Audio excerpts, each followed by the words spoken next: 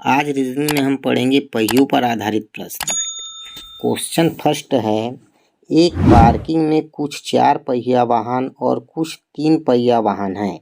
यदि उनकी कुल संख्या 140 है, मतलब 4 पहिया वाहन और 3 पहिया वाहन, इनकी कुल संख्या 140 है और इनके पहियों की संख्या 500 है, तो उस पार्किंग में 4 पहिया वाहन कितने होंगे ये हमें बताना है।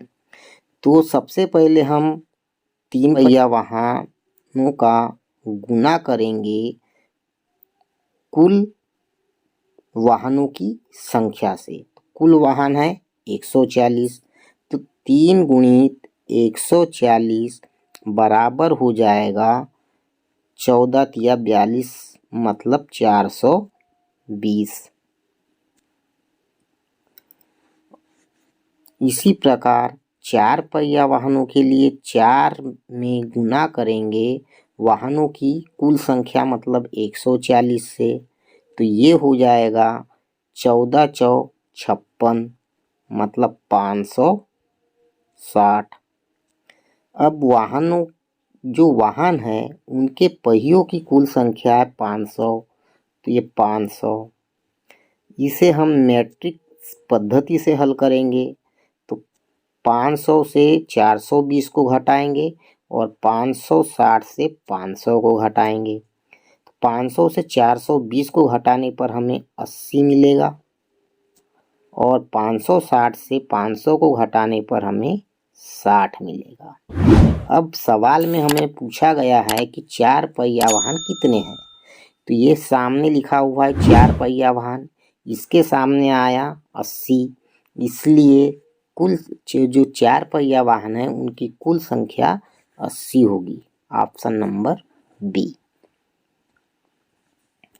हमारा दूसरा सवाल है, एक ऑटो स्टैंड में 3 पहिया और 4 पहिया वाहनों की कुल संख्या 225 है और उनके पहियों की कुल संख्या 810 है। 3 पहिया वाहन है और 4 पहिया वाहन है, इनकी कुल संख्या 225 है, जबकि उनके पहियों की कुल संख्या 810 है। तो उस ऑटो स्टैंड में कितने 3 पहिया वाहन और कितने 4 पहिया वाहन होंगे। तो 3 पहिया वाहन बराबर हो जाएगा 3 गुणित, है ना, वाहनों की कुल संख्या कितनी है 225, तो इसमें 225 से गुना कर देंगे, तो ये हो जाएगा 3 5 15 की 5, हासिल लगा 1, 3 दूनी 6 और 1 7, 3 दूनी 6, ये हो गया 675।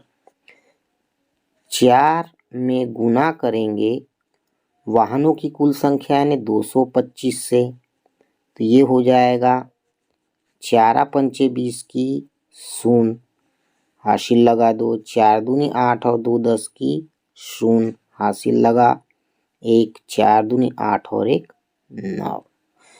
वाहन अब हो गए, पहियों की कुल संख्या है 810, तो ये 810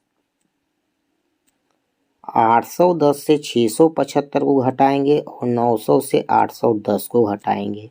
900 से 810 को घटाने पर हमें मिलेगा 90 और 810 से 675 को घटाएंगे तो 10 में से 5 गया तो 5, 10 में से 7 गया तो 3 और 7 से 6 गया तो 1। 3 पहिया वाहन होंगे 90 और 4 पहिया वाहन होंगे 135। इस प्रकार से हमारा ऑप्शन होगा ए। अगला सवाल है, किसी पार्किंग में 2 पहिया और 3 पहिया वाहनों की कुल संख्या 150 है और उनके पहियों की संख्या 400 है, तो पार्किंग में कुल कितने 2 पहिया वाहन हैं। यहाँ वाहनों की कुल संख्या है 150 और पहियों की संख्या है 140, तो 2 पहिया वाहन निकालेंगे, तो इसमें 2 गुणित वाहनों की कुल संख्या 150, तो 150 से इसमें गुना करेंगे, ये हो जाएगा 300। तीन पहिया वाहनों के लिए तो 3 में गुना करेंगे वाहनों की संख्या से 150, तो ये हो जाएगा 450, 15 दिया 45।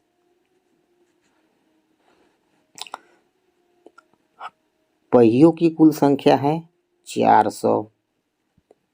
अब 400 को 450 से घटा देंगे और 400 से 300 को घटाएंगे, आने पर हमें 100 मिलेगा और 450 से 400 को घटाने पर हमें 50 मिलेगा।